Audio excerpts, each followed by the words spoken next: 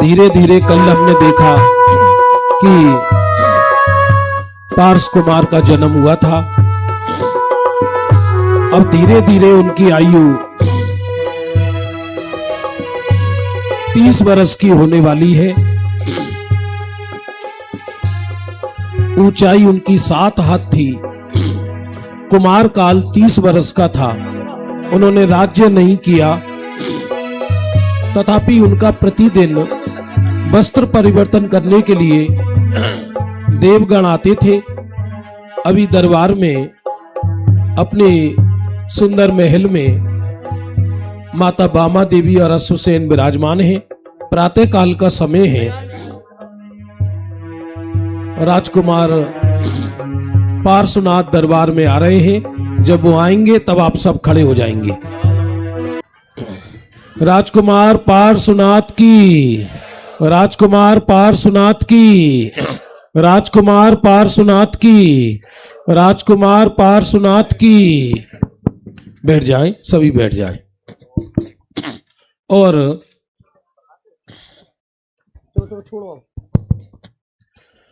अब सौदरमिंद्र और कुबेर, सौदरमिंद्र और सचींद्राणी, कुबेर और कुबेराणी स्वर्ग में जो मानस स्तंभ है वहां से प्रतिदिन के वस्त्र परिवर्तन का प्रतिदिन होता है। जब तक तीर्थंकर दीक्षा न ले तब तक प्रतिदिन सौदरमिंद्र, इंद्राणी, कुबेर, कुबेराणी वस्त्र परिवर्तन के लिए आते हैं।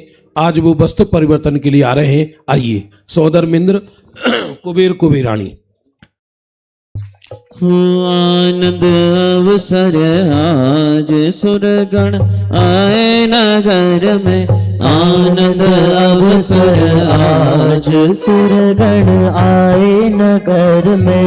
आए नगर में, आए नगर में, आए नगर में, आए नगर में। और तीर्थंकर युवराज बनने वाले हैं। आप जरा हाथ खोल के अपना जो है आनंद अवसर आज सुरगण आए नगर में। आनंद अवसर आज सुरगण आए नगर में। स्वर्गपुरी से सुरपति आए, स्वर्गपुरी से सुरपति आए, स्वर्गपुरी से सुरपति आए, स्वर्गपुरी से सुरपति आए। वस्त्राभूषण लेकर आए, वस्त्राभूषण लेकर आए। जय हो। तीर्थंकर युवराज आनंद छाया नगर में। तीर्थंकर युवराज आनंद छाया नगर में। छाया नगर में, छाया नगर में, छाया नगर में, छाया नगर में। आनंद अवसर आज सुरगण आए नगर में। आनंद अवसर आज सुरगण आए नगर में। यस्नपायश्चिकुशेर से शक्र समेत्य सद्य पर्या विभूत्य तस्नपायश्रम सतेन कुंभै। ओम जय जय अरहंतम भगवंतम शुद्धोदकेन स्थापयामि।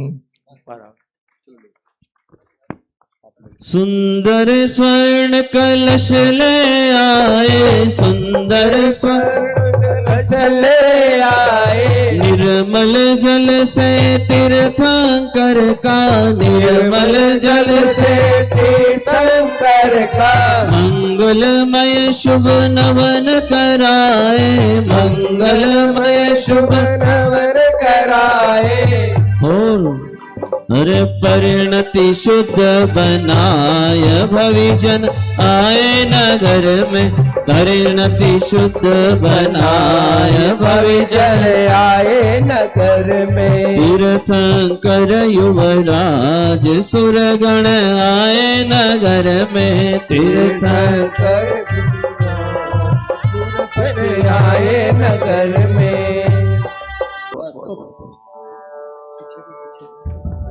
पर्दा लगाओ। हेलो चालू रखो, भक्ति भक्ति। ओ प्रभु जी वस्त्राभूषण धारे, प्रभु जी वस्त्राभूषण धारे, चेतन को निर्वस्त्र निहारे, चेतन को जिनेन्द्र सैव देव। चेतन को निर्वस्त्र निहारे, चेतन को निहारे, एक अखंड अभेद त्रिकाली, एक अखंड चेतन तन से भिन्न निहारे, चेतन तन से भिन्न निहारे, आनंद रस बरसा रवि जन आए नगर में, आनंद अवसर रवि जन आए नगर में, आए नगर में, आए नगर में, आए नगर में, आए नगर में, आनंद अवसर आज सुरगण आए नगर में, आनंद अवसर आज सुरगण आए नगर में। सभी इंद्र हाथ जोड़ लें। सर्वराज महाराज के पालक दयाल, तुम ही हो जग पूज्य प्रभु तीर्थंकर भगवान।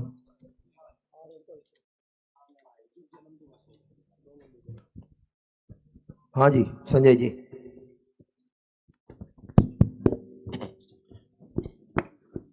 और इस प्रकार प्रतिदिन स्वर्ग के मानस स्तंभों से इंद्रगण वस्त्र लाते हैं और अब राजकुमार पार्श्वनाथ प्रस्थान कर रहे हैं अपने अंदर महल में और इंद्रगण इसी स्थान पर विराजे और माता पिता नीचे जाएं।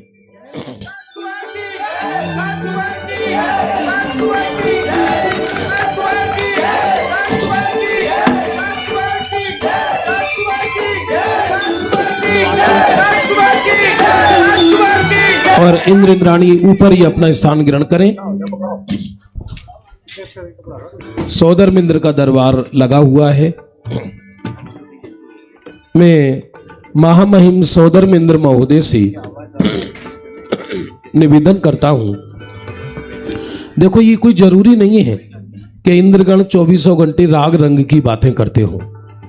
सच तो ये है, मुझे तो ऐसा देखने में आया कि लोग धर्म के नाम पर नेचुरल नहीं बनते। कुछ लोग अनावश्यक वैराग्य का प्रदर्शन करते हैं पर अंदर वैराग्य नहीं होता है, और कुछ लोग नॉर्मल रहते हैं पर अंदर से वैरागी होते हैं। ये चर्चा आज आपको सुनने को मिलेगी। यदि आप साइकोलॉजी थोड़ी सी भी समझते हैं तो आपको सच्चा वैराग्य और झूठे वैराग्य के बारे में मालूम पड़ जाएगा बहुत। लेकिन अभी जन्म कल्याणक का ही काल चल रहा है, जन्म का ही काल चल रहा है।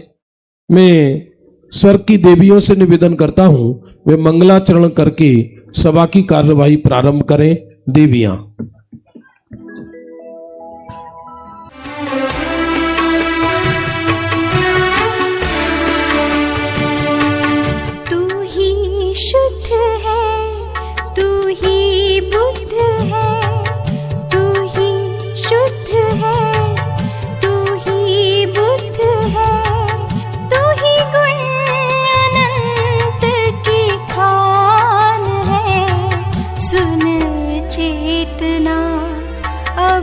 जागना, सुन चेतना अब जागना। तू ही शुद्ध है, तू ही बुद्ध है, तू ही गुण अनंत की खान है।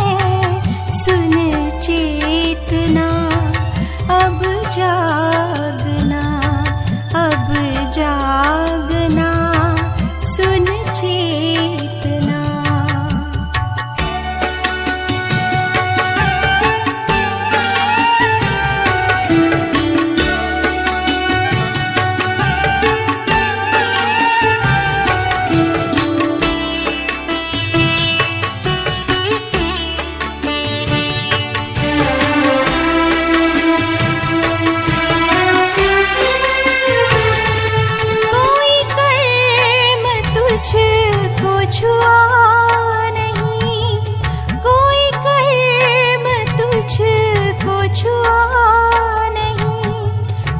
मुझे कुछ भी तो हुआ नहीं।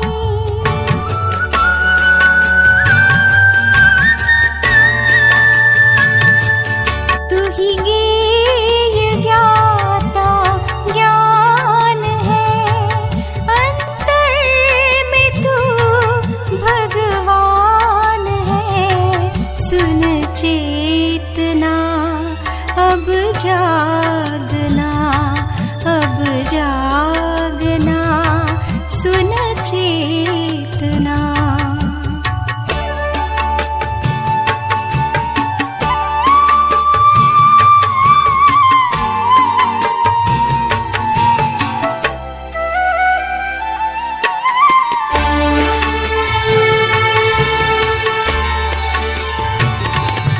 निष्कलंक है, निष्काम है, निष्कलंक है, निष्काम है, निर्वेद है, निर्विकार है।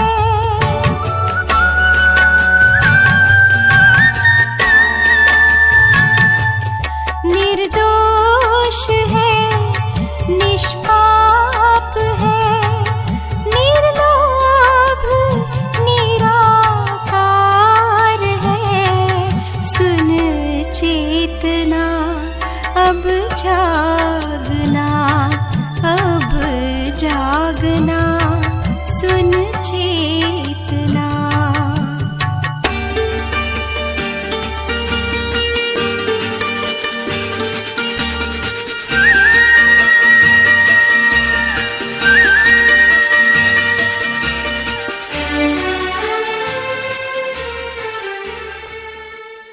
बहुत ही सुंदर भजन है। मुझे याद आया ये भजन हमारे छिंदवाड़ा में एक प्रत्युष जी हैं, उन्होंने लिखा था। और जब भी मंगलायतन विश्वविद्यालय में पंच कल्याणक हुआ था उसके लिए ये भजन लिखा गया था। हमारे ऋषभ जी छिंदवाड़ा, उनके सहयोग से इस भजन की रिकॉर्डिंग हुई थी। तू ही शुद्ध है, तू ही बुद्ध है। बहुत अद्भुत गीत है। देवियों की अद्भुत प्रस्तुति के लिए करतल ध्वनि से अभिनंदन। और मैं महामहिम सौधर्मेंद्र महोदय से निवेदन करता हूं वह भी मंगलाचरण प्रारंभ करें। आज कोई देवी या इंद्र नृत्य करते हुए नहीं आएंगे, सीधे आएंगे और अपना उद्गार रखेंगे यहां पर।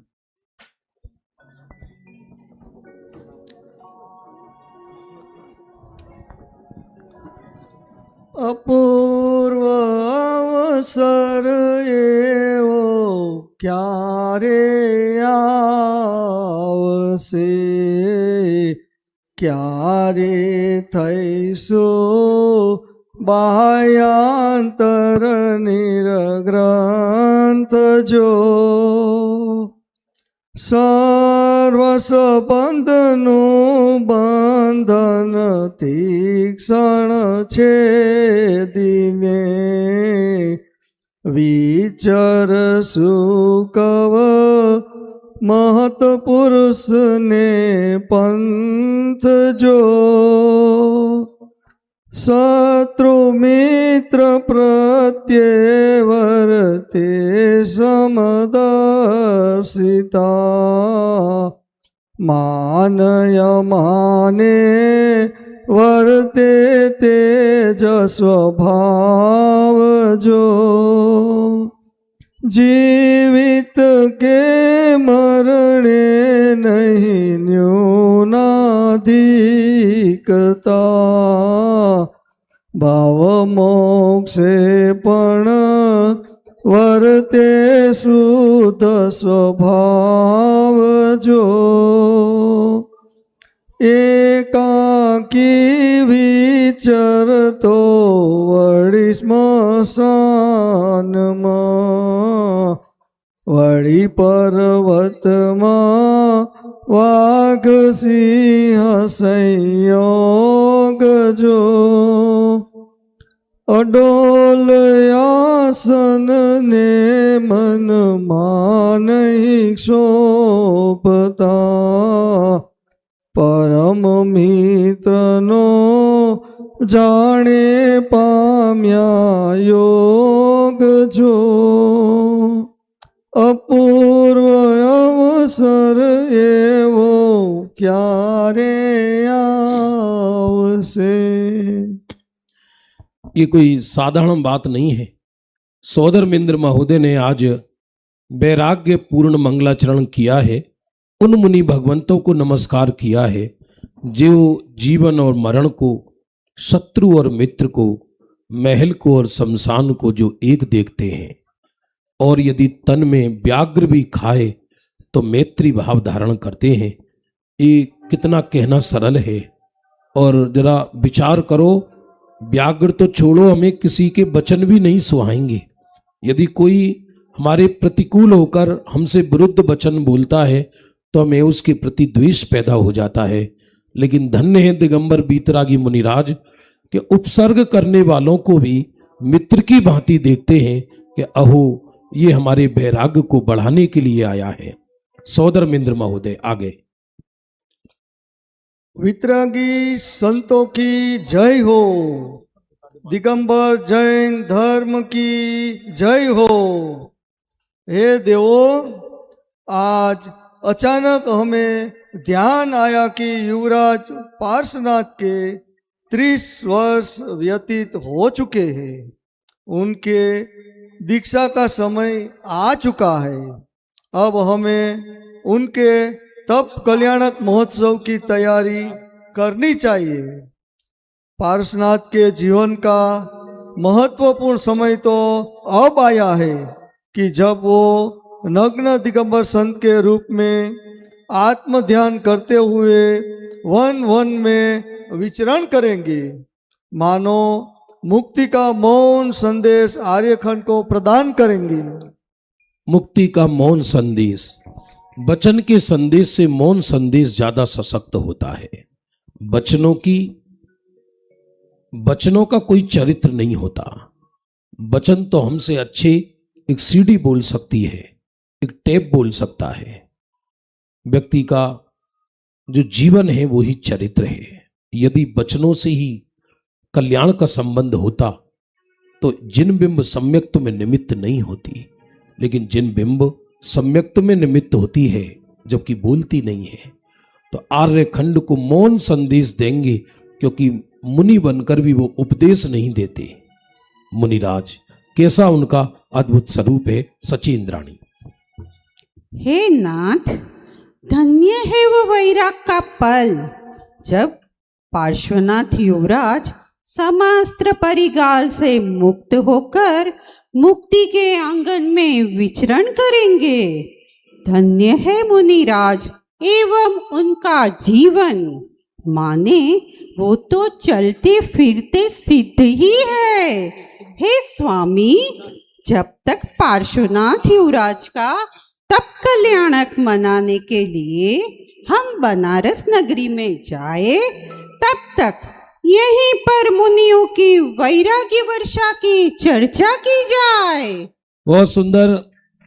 मुनि राज कैसे होते हैं, उनकी भक्ति करेंगे. ना हमें ऐसा कोई अधिकार है कि हम कोई किसी पर समीक्षा करें, ना हम इस योग्य हैं. हम तो राग में लिप्त प्राणी हैं. ये तो भाग्य से जिनवाणी मिली है तो उसकी चर्चा कर रहे हैं. ये किसी को कोई टीका टिप्पणी नहीं है, किसी की कोई समीक्षा नहीं है. ये तो मुनि भगवंत कैसे हैं, उनके स्वरूप का चिंतन ही उनकी भक्ति है. तो ये मुनिराज, जब अभी जन्म कल्याणक का ही समय चल रहा है, अभी पार्श्वनाथ को वैराग्य नहीं हुआ है, लेकिन देव तो अवधि ज्ञानी होते हैं. उन्होंने ये जान लिया कि 30 वर्ष पूरे होने वाले हैं, पार्श्वनाथ को वैराग्य होने वाला है, तो क्यों ना आज की सभा में मुनिराज की भक्ति करें, मुनिराजों के स्वरूप की चर्चा करें. और सौदरमिंद्र. हे सची, तुमने उत्तम विचार किया है. उन्हीं उत्तम भावनाओं के फलस्वरूप तुम स्वयं आगामी पर्याय में हमसे पूर्व मुनि व्रत धारण करके मोक्ष जाओगी. हे देवो, इस वैराग प्रसंग पर स्वर्ग के इस भोगमय दरबार को वैराग्यमय कर दो, ऐसी हमारी भावना है. सौधर्मेंद्र का आदेश है कि इस भोग में दरबार को भी वैराग्यमय कर दो। ये कैसे संभव है? देखने में तो देव भोगी नजर आते हैं। देखो, सच तो ये है, जिसको जो नहीं मिला वो उसी में आकर्षित है। जो हमें भोग योगी दिखाई देते हैं वो भोगी है, और जो हमें भोगी नजर आते हैं वो योगी है। ये तो अंदर की परिणति का खेल है। आइए देव देवी नंबर 2। आज कोई नृत्य करते हुए ना आए, सीधे अपने उद्गार व्यक्त करें। मुनिराजों की चर्चा है। मुनिवर कब मिली है उपकारी, विमुनिवर बोलिए। कब मिले है उपकारी, साधु दिगंबर नगन निरंबर, साधु दिगंबर नगन निरंबर, संवर भूषण धारी, विमुनिवर कब मिले हैं उपकारी। बहुत सुंदर। हाँ जी देवी जी। हे उदासीन भोगी, कृपया यह बताइए मुनि बनने की विधि क्या है? भोगी वो भी उदासीन भोगी। अभी दोनों में अंतर क्या है? जो भोग में सुख बुद्धि पूर्वक भोग भोगे वो भोगी है, और जो भोग में जिसकी सुख बुद्धि खत्म हो गई लेकिन उदय जनित भोग लाचारी से भोगता है वो उदासीन भोगी कहलाते हैं। देव महोदय। सुनो संयम अभिलाषी, सर्वप्रथम जीव सम्यक्त अंगीकार करता है, पश्चात जब स्वरूप में स्थिरता बढ़ने लगती है, बाहर से सहज ही विरक्ति हो जाती है, तब ग्रह गृहस्थी छोड़नी नहीं पड़ती, छूट जाती है। वैराग्य इतना प्रबल हो जाता है कि तन पर एक धागा भी नहीं सुहाता। ऐसे वैराग्य से ओतप्रोत भव्य जीव श्री गुरु के चरणों में जैनेश्वरी दीक्षा धारण करते हैं। बहुत सुंदर। जब इतनी विरक्ति हो गई अंदर तो तन पे धागा भी नहीं सुहाता है, तो वस्त्र सहज ही छूट जाते हैं। आइए 3 नंबर। वस्त्र का धागा, वस्त्र का धागा नहीं फिर जिनने तन पर धारा है, दिगंबर वेश न्यारा है। निर्ग्रंथों का मां, हर निर्ग्रंथों का वो हमको प्राणों से भी प्यारा है, निर्ग्रंथों का हे वैराग्य चिते, क्या मुनि होने के लिए बाहर में नग्न होना आवश्यक है? जब उनका वैराग्य इतना दृढ़ हो जाता है तब फिर वस्त्र साथ में रहे या छूटे उससे वैराग्य का क्या संबंध? पशु भी वस्त्र नहीं पहनते तो क्या वे मुनि कहलाने लगते हैं? आपको ये प्रश्न समझ में आया होगा कि नग्न होने की बाहर में क्या आवश्यकता है मुनि बनने के लिए। अंदर जब वैराग्य है तो वस्त्र साथ रहे या छूटे। आपने यदि पुरुषार्थ सिद्धि उपाय का अध्ययन किया हो तो उसके चारित्र अधिकार में आचार्य अमृतचंद्र देव ये फरमाते हैं कि ऐसा तो होता है कि किसी के द्रव्य हिंसा हो और भाव हिंसा ना हो, क्योंकि अप्रमत्त मुनिराज के कदाचित द्रव्य हिंसा हो जाए पर भाव हिंसा ना हो। लेकिन ऐसा कभी नहीं होता कि कोई बुद्धिपूर्वक परिग्रह रखे और उसको भाव परिग्रह ना हो। यदि एक बटन भी पास में है, एक धागा भी पास में है यदि उसके, तो आप समझना कि उसको परिग्रह है ही है। इन देवी का प्रश्न है वस्त्र रहे या छूटे से क्या फर्क पड़ रहा है, हम तो अंदर में बैरागी हो जाएंगे। देव महोदय क्या उत्तर देते हैं सुनिए। सुनो तत्वानुदेशी, यह बात सत्य है कि अकेले कपड़े उतारने से कोई मुनि नहीं हो जाता है, तथापि जब अंतरंग में 3 कषाय चौकड़ी का अभाव हो जाता है तब बाहर में परमाणु मात्र का भी राग नहीं रहता, फिर वस्त्र रहने का तो प्रश्न ही कहाँ है। सच तो यह है कि नग्नता ही सौंदर्य है। हर प्राणी जन्म के समय नग्न ही पैदा होता है। मुनिराज ही नहीं, धरती का चप्पा चप्पा नग्न ही है। जो कि दिगंबरत्व की घोषणा करता है। बहुत सुंदर। जब मुझे मेरी स्कूल की घटना याद आती है, मैं हमारे गांव जेवर में, हमारे यहाँ जैन इंटर कॉलेज है, उसमें पढ़ता था गांव में। तो ऐसे ही आपस में चर्चा होती थी, तो हमको एक बार किसी टीचर ने ऐसे ही बोला कि तुम जैनियों के जो गुरु हैं ये वस्त्र क्यों नहीं पहनते हैं, तुम बड़े कंजूस हो, उनको क्या वस्त्र नहीं दे सकते हो क्या? तो मैंने कहा माठ साहब आप तो दानवीर हो, अपनी माँ से पूछना उन्होंने वस्त्र पहनाकर तुमको जन्म क्यों नहीं दिया। अरे व्यक्ति क्या धरती का चप्पा चप्पा नग्न है, सागरों को वस्त्र किसने पहनाए हैं, पहाड़ को, नदी को, नालों को, वस्त्रों को किसने? अरे वस्त्र के अंदर तो सभी निर्वस्त्र है ना, और वस्त्र को भी वस्त्र किसने पहनाए हैं? देखा जाए तो वस्त्र विकार का प्रतीक है, निर्वस्त्रता सौंदर्य का प्रतीक है। बच्चे जब वस्त्र नहीं पहनते तब तक सुंदर होते हैं, और जब से वस्त्र पहनना शुरू करते हैं तब से उनके अंदर विकार शुरू हो जाता है। जोरदार ताली बजा के अभिनंदन कीजिए। आइए 4 नंबर के देव देवी। वस्त्र त्याग अरो वन निवास ते, वस्त्र त्याग अरो वन निवास ते, जो होवे सो साधु कही रे, तो पशु वस्त्र कभी नहीं पहनत, तो पशु वस्त्र कभी नहीं पहनत, वन में आयुष बीत गई रे, जो इच्छा का दमन ना हो तो, चारित्र से शिव पंथ नहीं रे, जो इच्छा का दमन ना हो तो। हाँ जी देवी जी, ये भौमराज कवि का गीत है, बहुत पुराना। जो इच्छा का दमन ना हो तो, चारित्र से शिव गमन नहीं रे। जिस चारित्र में उस जाति की इच्छाएं यदि समन नहीं हुई है तो उससे शिव गमन नहीं होता है। हाँ जी। हे चैतन्य के रसे, मुनि राजा का भाई जीवन किस प्रकार होता है और वे वन में रहते हुए किस प्रकार रहते होंगे? हाँ, मुनि राज का बाह्य जीवन कैसा होता है, हमारा तुम्हारा बाह्य जीवन कैसा होता है कि रात को 8-10 घंटे लाशें पड़ी हैं जिसे व्यक्ति सोना कहता है, और सुबह को ऐसा उठता है जैसे कोई राक्षस उठा हो, और सबसे पहले हाथ में ब्रश रहता है व्यक्ति के, दंत मंजन जिसे कहते हैं, टूथपेस्ट किसे कहते हैं, फिर एक जहरी प्याला रहता है,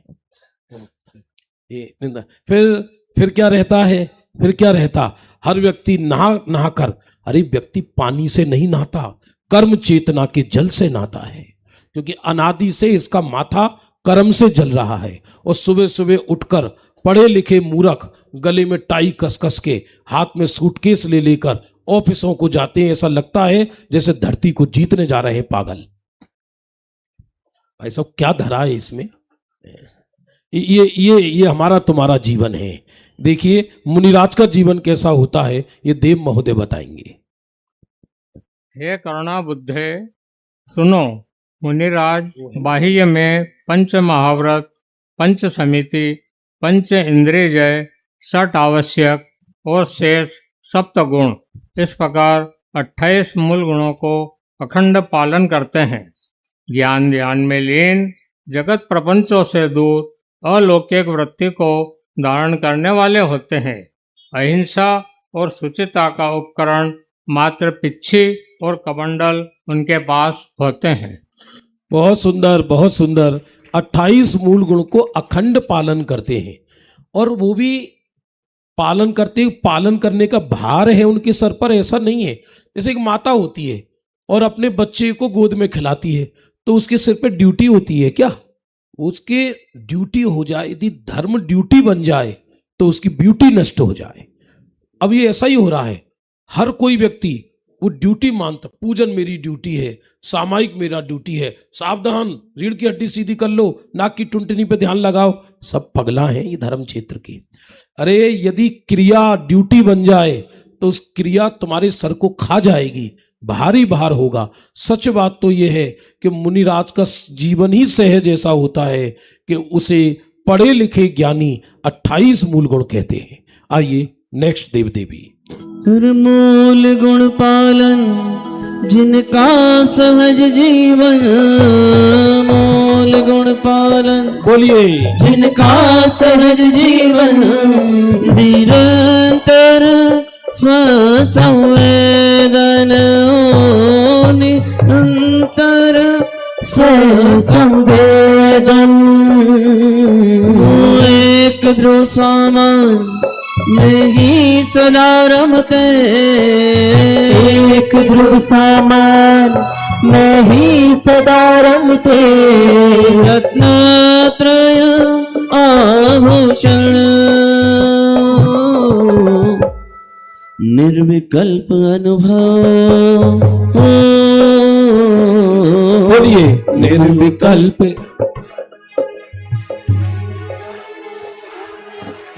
निर्विकल्प अनुभव और निर्विकल्प अनुभव, जिनने निज को श्रृंगारा है, दिगंबर वेश न्यारा है, निर्ग्रंथों का और निर्ग्रंथों का मार्ग हमको प्राणों से भी प्यारा है, निर्ग्रंथों का मार्ग।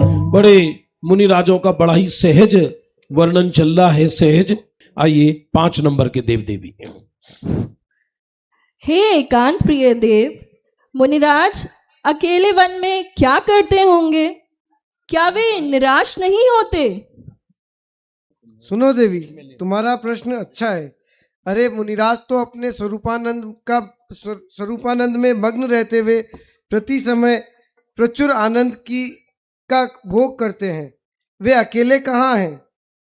अपने अनंत गुणों के समाज के साथ केली करते हैं। लोग जिसे कार्य कहते हैं वह तो जगत का भार है, और दुनिया जिसे संग कहती है वह तो नरक को ले जाने वाली ठगों की टोली है। बहुत बढ़िया। इनका प्रश्न था देवी का कि मुनिराज वन में अकेले क्या करते होंगे। देखो ऐसा है, जो व्यक्ति अकेले में रहते हैं उन्हें भीड़ में जाने का रस होता है, और जो भीड़ में रहते हैं तो अकेला रहना बहुत सरल नहीं है। धर्म के नाम पर भी लोगों को भीड़ चाहिए, और आज जितने, मैं तो कह रहा हूं, उत्सव का रस भी संसार का रस है। पंच कल्याणक होना अलग चीज है, लेकिन धर्म के नाम पर व्यक्ति को उपदेश देने का व्यसन पड़ जाता है। इसलिए अपने व्यसन की पूर्ति के लिए व्यक्ति ऐसे समागम करता है जिससे जनता मेरे पास आए, और अंदर जगत समझता है जो बैरागी है, लेकिन अंदर में बैराग का लेस भी नहीं है। वो तो अपना अकेलापन दूर करना चाहता है। पर सच बात तो ये है, जिसको जिस दिन अकेले में आनंद आने लगेगा उसी दिन समझ लेना कि इसका मोक्ष मार्ग प्रारंभ हो गया है। श्रीमद राजचंद्र जी ने लिखा है, कृपालु देव ने, ये एकाकी माने एकाकी रहने की भावना, वो भी आनंद पूर्वक जिसके चित्त में हो। लाचारी से तो अनंत काल जीव एकाकी रहा है, अनंत काल। ऐसा एकाकी रहना और एकाकी में आत्मरस का घोलन होना, ये मुमुक्षु का चिन्ह है। बाकी जो हम कहते हैं ये मेरा साथी है, ये मेरा साथी है, ये मेरा साथी है, ये सब ठगों को ले जाने वाली टोली है। आइए 6 नंबर के देव देवी।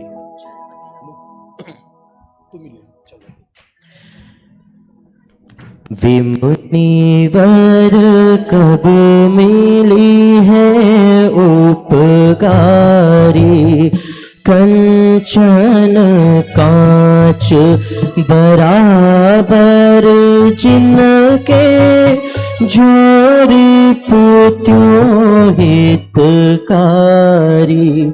महला मसान मरण अरु जीवन, बोलिए। महला मसान मरण अरु जीवन, समगरिमा अरु गारी।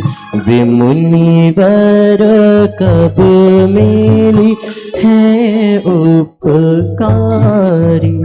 वे मुनि। हाँ जी देवी जी। हे जागृत बुद्धि, कृपया यह बताएं कि मुनिराज को ज्यादा निद्रा क्यों नहीं आती? केवल अंतर्मुहूर्त अल्प निद्रा ही लेते हैं, क्या उन्हें थकावट नहीं होती? हाँ,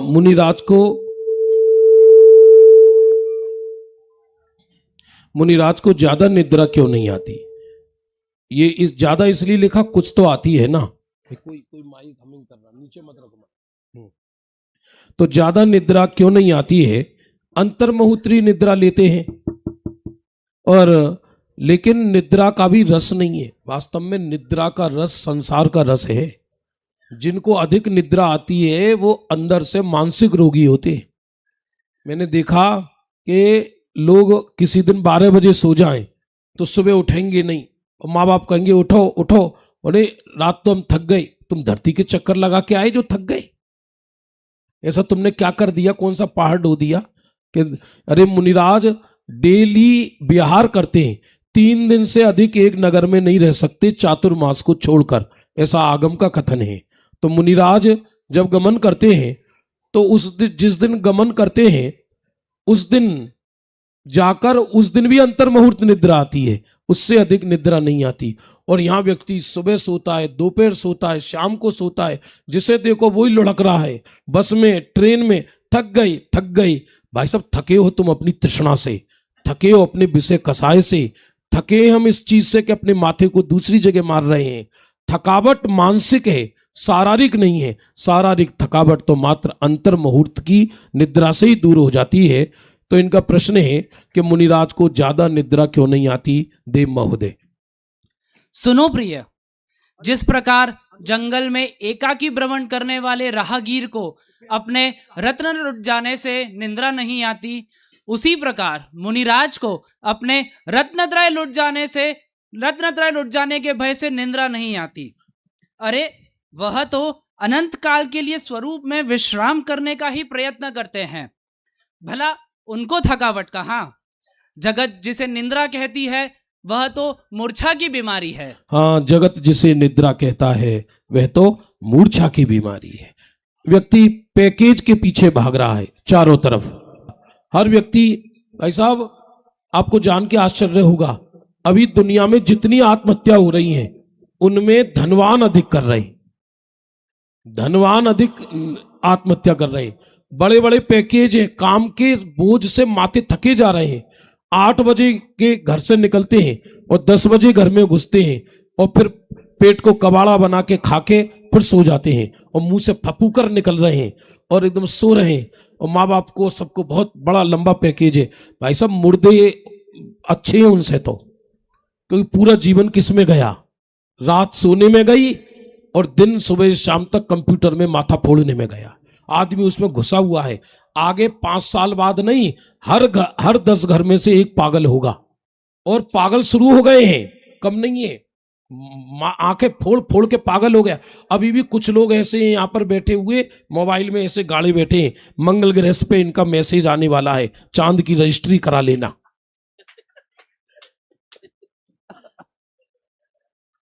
भाई साहब एक बात समझ लेना, कितने भी चतुर बन लेना, कितना भी माथा घुमा लेना, पुण्य से अधिक परमाणु भी मिलने वाला नहीं है। और कदाचित मिल भी गया तो उससे सुख का कोई संबंध नहीं है। आइए नेक्स्ट देव देवी। ज्ञेयों से निरपेक्ष ज्ञान में अनुभव जिनका पावन, शुद्धात्म दर्शाती वाणी प्रशम मूर्ति मन भावन। अहो चितेंद्रिय गुरु अतीन्द्रिय ज्ञायक ही नित्य ध्यावे। बैठ समीप संत चरणों में पशु भी बैर बुलावे, पशु भी बैर बुलावे। हाँ जी देवी जी। हे स्वरूप भोगी, मुनिराज आहार के लिए नगर में आते हैं। यदि उन्हें आहार न मिल पाए तो वे भूखे कैसे रहेंगे? फिर बिना आहार के देह कैसे चलेगा? हाँ, बिना आहार के देह कैसे चलेगा? या तो समय पे भोजन नहीं मिले तो माथा गर्म हो जाए व्यक्ति का। देव महोदय। ये स्वरूप रूपदेव मुनिराज तो थोड़ा आगे आकर, हाँ। चेतन रस के योगी होते हैं, वही उनका आहार है। घर आहार लेना तो उन्हें कलंक लगता है। फिर भी संशोधन कषाय का योग से पेट का गड्ढा बढ़ने मात्र के लिए कदाचित आहार का परिणाम आता है। यदि विधि पूर्वक आहार नहीं मिल पाए तो उनके आहार लेने का विकल्प भी टूट जाता है। फिर देह छूटे या रहे उन्हें कोई चिंता नहीं, उनके उपयोग में तो देह पहले से ही छूटी हुई है। बहुत बढ़िया। आहार उनका उद्देश्य ही नहीं है सच में देखा जाए।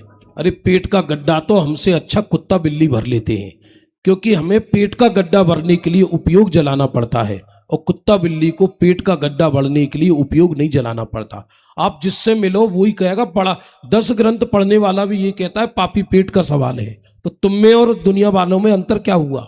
ऐसा पेट कोई हमारी बुद्धि से भरता है क्या? आज दुनिया में जितने मर रहे हैं भरे पेट वाले मर रहे हैं, खाली पेट वाला कोई नहीं मर रहा है। आप डॉक्टर तो कहते इतना खा चुके अब खाना बंद करो, ये आंतें सड़ गई है खा खा कर।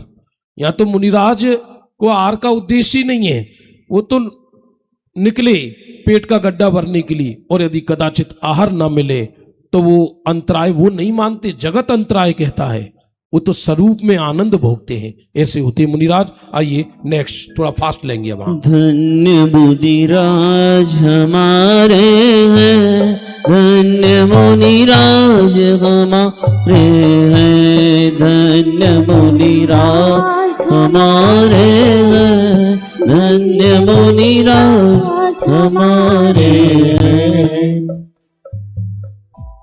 हे मुनि भक्त, कृपया यह बताएं कि मुनिराज वन जंगल में उपसर्ग परिचयों को कैसे सहन करते होंगे? हाँ, उपसर्ग और परिचय को कैसे, उपसर्ग और परिचय में अंतर क्या है आप समझते हैं? उपसर्ग कंपलसरी नहीं होता मोक्ष मार्ग में। हो सकता है किसी को बिना उपसर्ग प्राप्त किए केवल ज्ञान हो जाए, लेकिन परिचय तो नियम से होती है।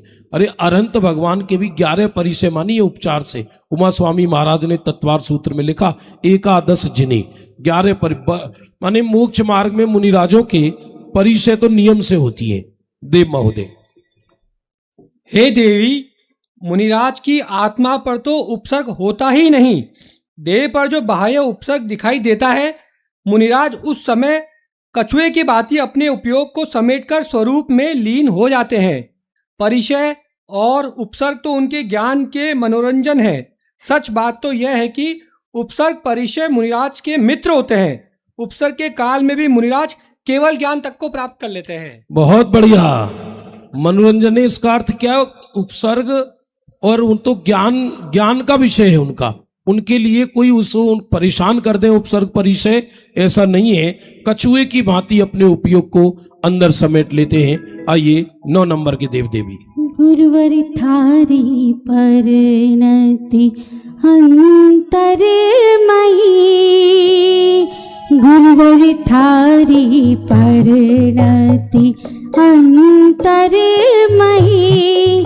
पायो सिद्ध सुपद का राज, गुरुवर आनंद अपार, पायो सिद्ध सुपद का राज, गुरुवर आनंद अपार। हाँ जी देवी जी। हे चैतन्य विलासी, ऐसे मुनिराज तो हमारे साक्षात तारणहार, चलते फिरते सिद्ध, अरिहंतों के दूत, तीर्थंकरों के ज्येष्ठ पुत्र, आनंद सागर के समान होते हैं। बहुत बढ़िया, बहुत अच्छे। ये उद्गार वो हैं जो गुरुदेव श्री ने अपने प्रवचनों में मुख से स्वयं बोले हैं। गुरुदेव श्री तो कहते थे, हम तो दिगंबर मुनियों के दासानुदास हैं, उनके चरणों की रज भी मिल जाए तब उसे मस्तक पर लगा ले। हाँ जी देव महोदय। तुमने सत्य कहा देवी, मुनिराज विश्व के सर्वोत्कृष्ट बड़भागी जीव होते हैं, जिनके तन पर धागा नहीं, फिर भी प्रसन्नता चक्रवर्ती से बढ़कर होती है। अहिंसा के धनी होने पर भी अपनी कसाइयों का क्रस करते हैं, चोरी का त्याग होने पर भी भव्य जीवों के चित्त को चुराते हैं, परम ब्रह्मचर्य के धनी होने पर भी मुक्ति वधु पर रीझ गए हैं। ऐसे मुनिराजों के चरणों की धूल भी मिल जाए तो हमारा जीवन धन्य हो जाए। बहुत सुंदर, ये विरोधाभास अलंकार है। ब्रह्मचर्य के धनी है पर मुक्ति बधु पर रीझ गए हैं, चोरी का त्याग किया है तो भी भव्य जीवे के चित्त को चुरा लेते हैं। आइए नेक्स्ट नंबर देव देवी।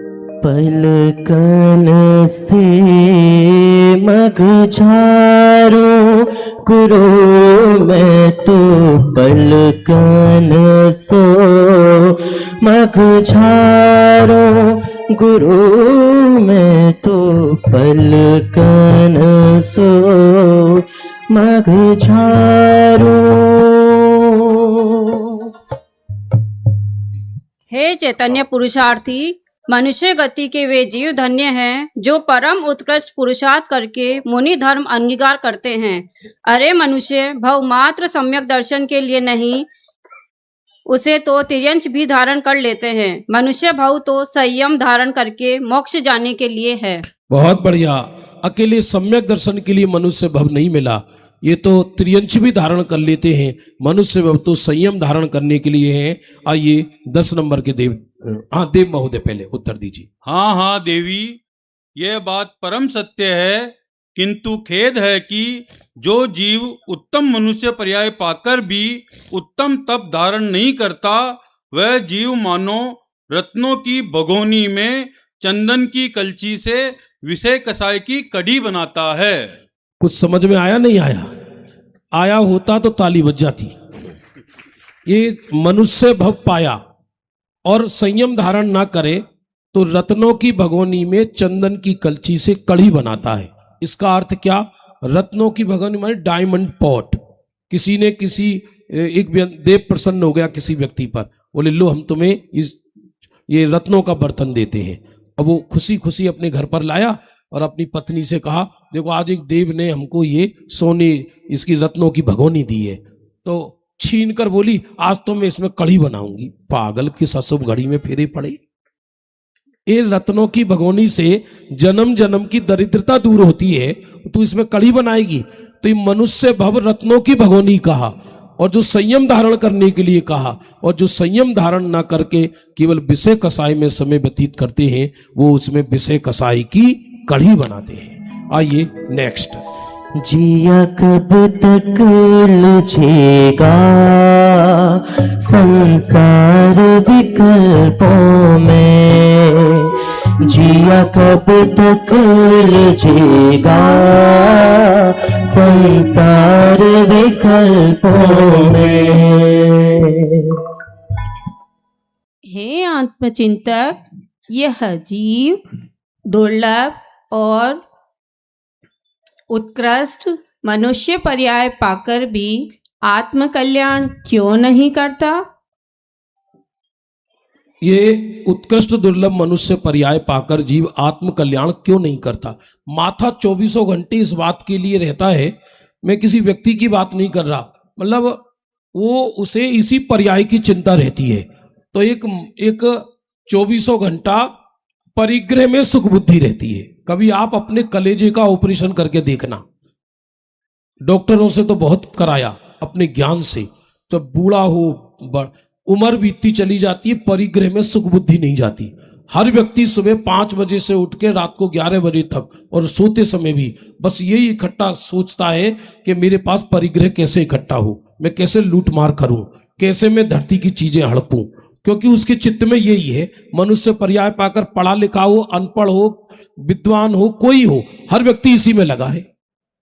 तो देखो क्या उत्तर दे रहे हैं देव महोदय।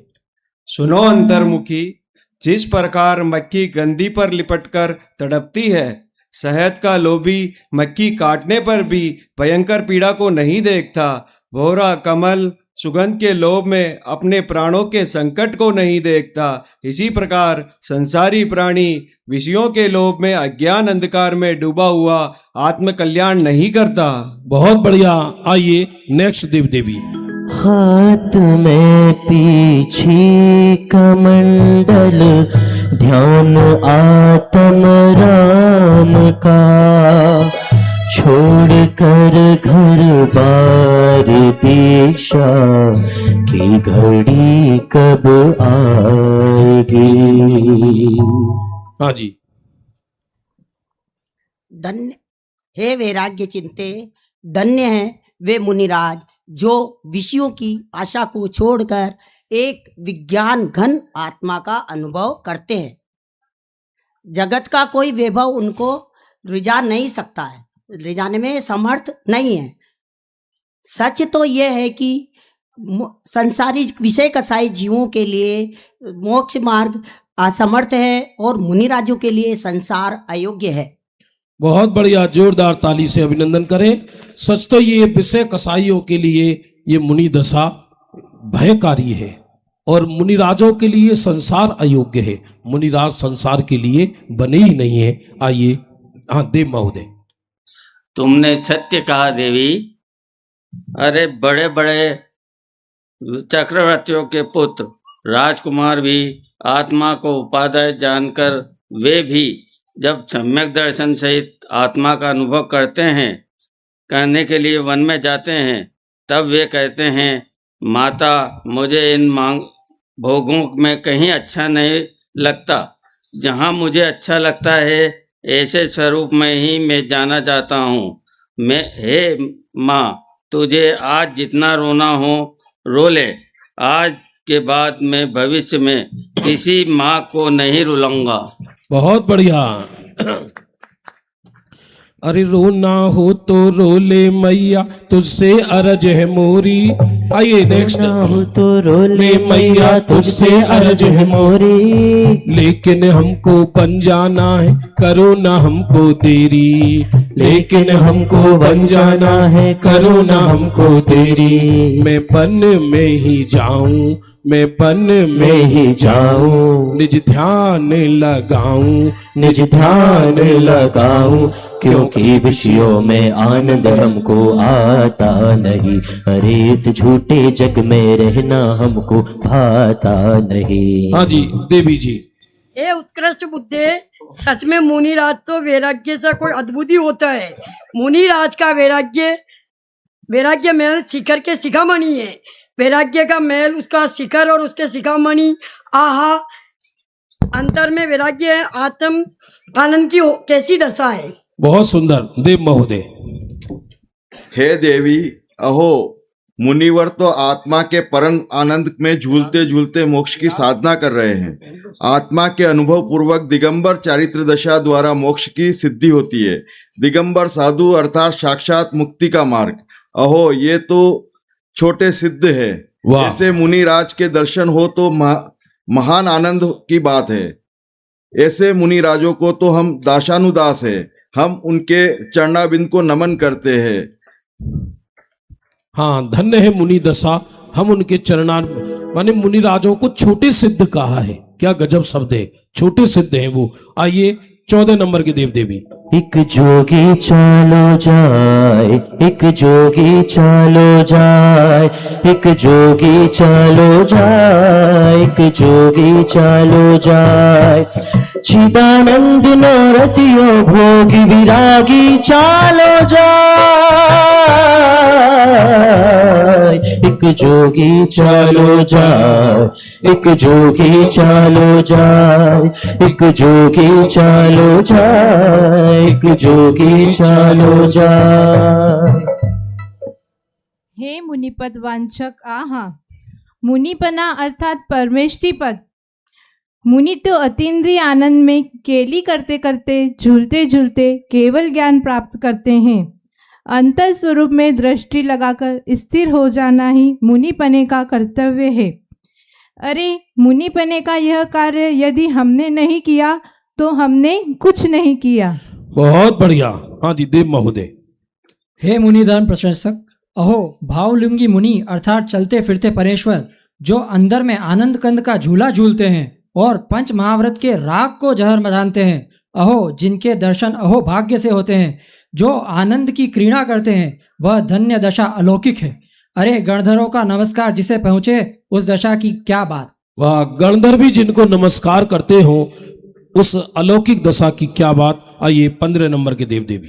श्री मुनि राजत समता संग, श्री मुनि राजत समता संग, कायो सर्ग समाहित अंग, कायो सर्ग समाहित अंग। हे देवी, यहाँ मुनिपना अर्थात अंकला शांत रस का हिमालय जैसे हिम बर्फ शीतल है, उसी प्रकार मुनिराज हिम के समान शांत शीतल उपशांत है। ऐसा मुनिपना नग्न दिगंबर पने में ही होता है। मुनिराज माने शांत रस का हिमालय। यहाँ इतने लोग बैठे हैं, प्रतिष्ठा में से एक चीज भी चीख कर चले गए तो जीवन बन जाएगा। सुख में, दुख में, हानि में, लाभ में, जीवन में, मरण में, यश में, अपयश में अपना माथा हिमालय जैसा रखो, बर्फ जैसा रखो, तो आप समझना केवल ज्ञान आपके चरणों में लोटा लोटा आएगा। हम दुखी इस बात के लिए कि हर चीज की प्रतिक्रिया व्यक्त करते हैं। मैंने ऐसा एक व्यक्ति नहीं देखा जो सुन के ज्ञाता रहे, कुछ ना कुछ बोलेगा, कुछ ना कुछ कहेगा। अरे दुनिया किस लिए बनी है? इसलिए बनी है ना, रहने दो ना। जिसको जो विश्व तो विश्व के ढंग से चलेगा। ऊंट पे सवारी करे, क्यों मैं हिल क्यों रहा हूं? अरे ऊंट पे बैठे क्यों? ऊंट पे बैठोगे तो हिलोगे ही। बस हिमालय बन जाओ, हिमालय। फिर देखोगे कि आप कहोगे कि हम सिद्ध ही तो हैं।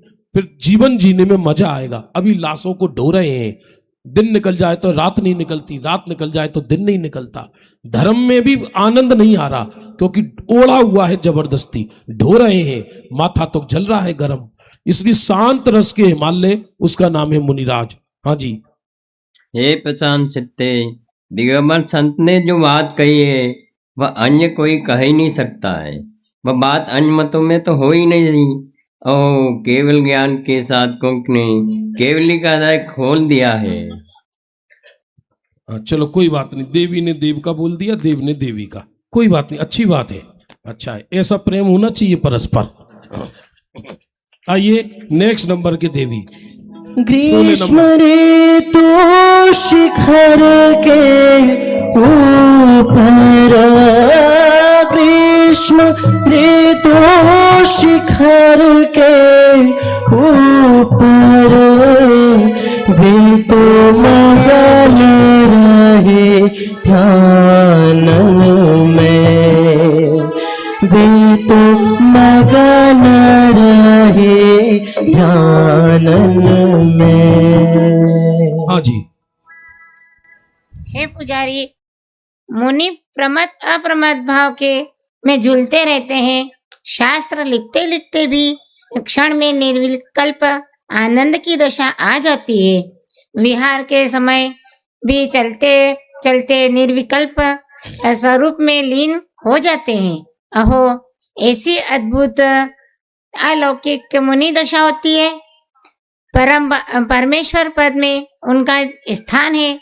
सिद्धांत में भी उन्हें सर्वज्ञ का पुत्र कहा है। हाँ, सिद्धांत में उन्हें सर्वज्ञ का पुत्र कहा है। मुनिराज को सर्वज्ञ का पुत्र। देव महोदय। हे चैतन्य सुंदरी, अहो यह तो परम उदासीन दशा की बात है। जैसे कछुआ भयभीत होने पर अपने पैरों को और अपने मुख को पेट पर सिकोड़ लेता है, वैसे ही मुनिदशा इंद्रियों की संकुचित होकर स्वभाव में डल जाती है। मुनिराज जी अपने स्वभाव से परिचित है। बहुत बढ़िया। माने मुनिराज के जो शरीर के परमाणु हैं वो मुर्दे की तरह काम करते हैं। माने जैसे मुर्दे को कोई प्रतिक्रिया नहीं होती, ऐसे मुनिराज को विश्व के प्रति कोई प्रतिक्रिया नहीं होती है। ऐसे मुनिराज होते हैं। आइए अंत में कुबेर और कुबेराणा जी।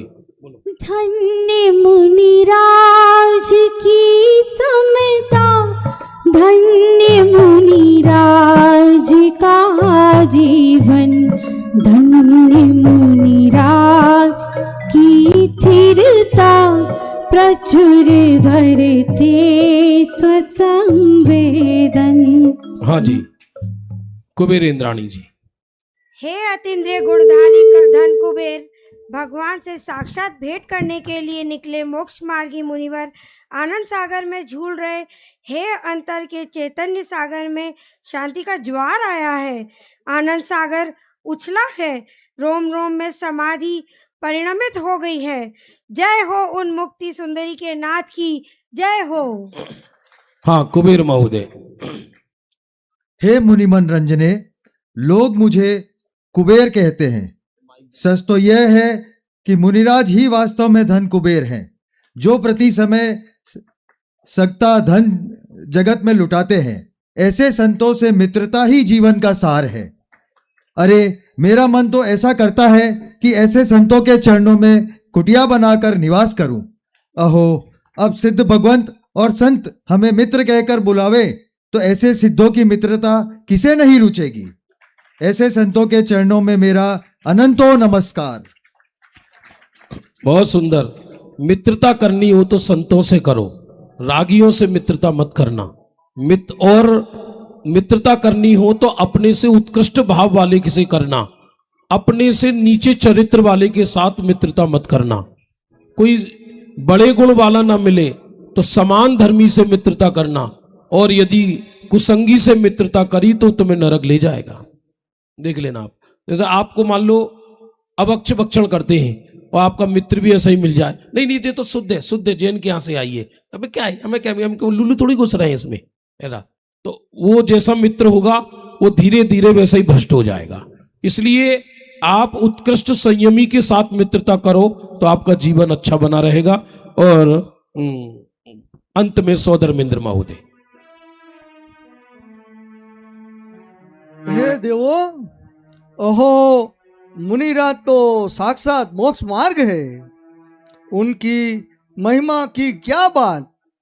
ऐसे 8,99,99,997 अर्थात 3 कम 9 करोड़ मुनि भगवान इस मनुष्य लोक में वर्तते हैं। हम उन सर्व मुनि भगवंतों को परम भक्ति से मानते हैं, नमस्कार करते हैं और इस पद की भावना करते हैं।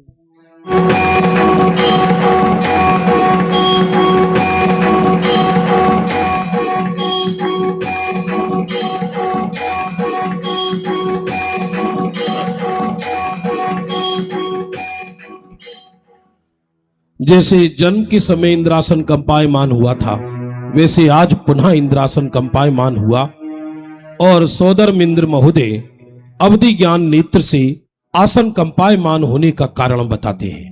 हाँ जी। हे देवो, अचानक यह देवासन आज पुनः कंपित होने से यह ज्ञात हुआ कि जाति स्वर्ण के निमित्त से राजकुंवर पारसनाथ को संसार, शरीर और भोगों से वैराग हो गया है। लोकांतिक देव मध्यलोक की ओर गमन कर रहे हैं। अब पालकी ले जाने का समय आ गया है। चलो हम सब बनारसी नगरी चलें और मुनिराज पारसनाथ का तप कल्याणक महोत्सव मनाकर अपना जीवन धन्य करें। बहुत सुंदर। सची इंद्राणी जी। हे स्वामी, अब पुनः भोगों से जलते हुए जीवों को वैराग वर्षा में भीगने का अवसर आया है। चलो शीघ्र ही बनारस नगरी चले, राजकुमार पार्श्वनाथ का दीक्षा अभिषेक करके विमला नामक पालकी में बिठाकर वन की ओर ले चले। बहुत सुंदर।